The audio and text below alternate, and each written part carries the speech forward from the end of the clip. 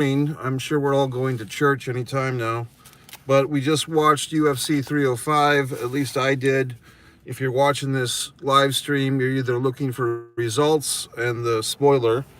Um, DDP Duplessis, South African rear naked choke, I believe, right? Submits Idio Alessandre, sorry I say his name wrong, Izzy. Fourth round. I just had tooth work done, so a lot of complicated words I'm actually having trouble with. That's a shoot. But basically, Izzy taps out to the choke. Nice choke. The gentleman, Cormier and associates, said that on the judges' scorecards, DDP there was actually winning on 2 out of 3 judges' scorecards when the fight ended. If it had gone to 5, who knows? I think that could have easily changed. It was really a nice fight. I guess Izzy actually had the numbers in his favor as far as hits. DDP, his face was all kind of screwed up too. Look, I'm not going to give you the most knowledgeable, insightful statistics or anything. I'm just I wouldn't say a casual UFC fan. I kind of go in and out of it, but I have opinions. I know what I see. And more importantly, I'm just a guy who likes to watch this stuff, and this was a fight I was looking forward to. I thought the South African versus African storyline was interesting. The whole thing with about the servants and stuff was kind of funny. I thought it was a good fight. I thought it was, was it an all-time classic? I don't know if it's like a top 50 all-time fight. I wouldn't say it's that. I would say maybe somewhere in the 200 to 300 fight. As far as the all-time, I mean, how many UFC fights, like legitimate fights, have there been in UFC? Maybe 10,000 or so. So to say somewhere in the 300 to 500 range, I mean, I never think about this stuff until now. But I think it was a great fight. It was certainly well worth the ticket price.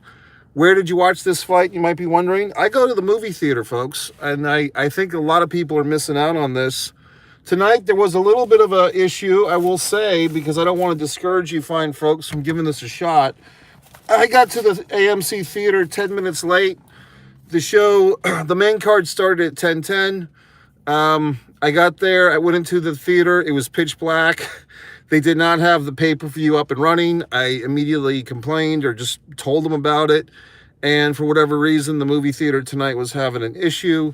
But happy story that they finally got this thing going at 10:42, so I probably missed one fight on the main card.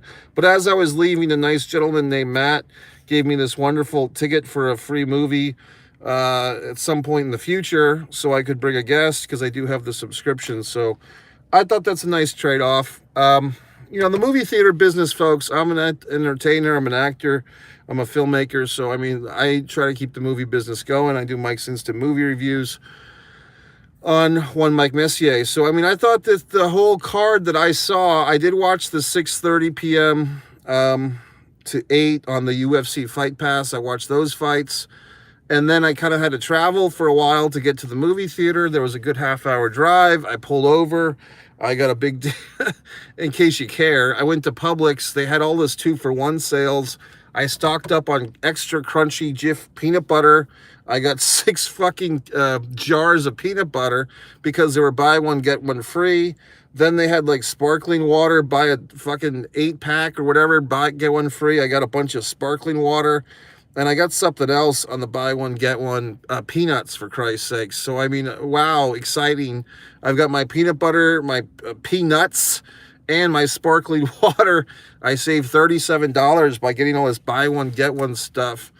And then I went to the show. I went to the movie theater, and as aforementioned, they were having some glitches. So the first fight that I saw tonight was the heavyweight battle. Sorry, guys. If you want to comment and tell me, this is live, folks. If you want to comment on the names of these two guys, I remember it was number 10 versus number 12. And one guy was he Polynesian or Hawaiian. I think he was ranked number 10. Takinama. I'm sorry, the names I can't remember. He had like those Peter Maivia tattoos on the hips type of deal. And he basically lost. Like, he lost his, ranking because he lost to a lower-ranked guy, a 12th-ranked guy. And that was a really good fight. It was a split decision. And then they pulled the judge. Like, the judge who gave the fight to the number 10 guy, Takanama, whatever his name is. They said that this judge is not good. He's not having a good night. So they yanked him from the rest of the show. The commentators mentioned that. Like I said, folks, I watched this whole or most of the pay-per-view at the movie theater on the big screen. It's $25. I do suggest that. This was at an AMC theater. Regal Cinemas have done it. Cinemarks have done it. Recent months, they haven't been having the pay-per-views on the big screen because I think of a lack of turnout. So you find folks that are either bootlegging these pay-per-views and getting like I know what it's like. I've been there when you bootleg the pay-per-views on the streaming and the fucking, it doesn't look right. It's all crappy. Or your other choice is to pay $80, which I think is far too much money. I think 40 is fair, but $80 for a pay-per-view, I think is too much money. I think 25, and it's kind of like a big fight feel. You go to the movie theater, it's a huge screen. You don't have to clean up after yourself. If you want to have whatever the fucks, snacks or whatever, you can leave them on the fucking ground, let people clean up after you. It's a lot of fun. I enjoy it. And there was, oddly enough, although I was the first person in the theater and I was 10 minutes late, about 5 or 10 minutes after me, this couple came in. I talked to them for a while. They were distraught because the theater was in darkness, as I said earlier.